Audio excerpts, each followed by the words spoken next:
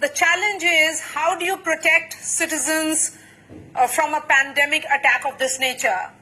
The first world countries have been found wanting. We are still a developing nation.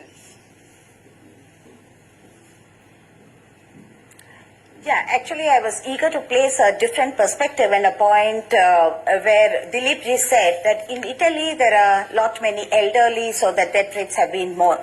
But we must remember that in India, quite apart from the elderly population who are vulnerable, the 40 to 60 years of age, the diabetics in the country, India is heading to be the diabetic capital of the world. So 80 million diabetics are really at an extra risk irrespective of their age. They may not have crossed 60, but between 40 and 60 they may be diabetic. So also the younger children who are anemic and malnourished, it imposes an extra risk factor on them. So having said this, it is really, really important right across all the healthcare providers. Each one, teach one should be the mantra, and everybody in the country should know what they're doing and why they're doing so. That doesn't seem to be clear, the way the people responded from yesterday to today, and therefore distancing, social distancing, which should really make even the younger ones aware why the social distancing, because it is very, very clear that it is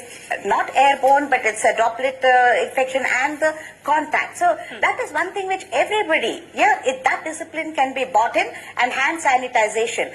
I think these pictures are, in front of everybody's eyes that yes, wash your hands as often, though we have been telling from the Lifebuoy advertisements that, wherever you touch something, you have to keep your hand hygiene. That is even more to be emphasized. Just two simple things which everybody can do forever and forever and forever, because it is a good thing that the virus epidemic has brought this culture into our people. It is a change of behavior. They will take time to allude to this, but they're already in the right direction, because they seem to be more serious than we ever imagined. So we encash on that, tell them the right things in the right manner, and help them move ahead. We are talking about precautions here.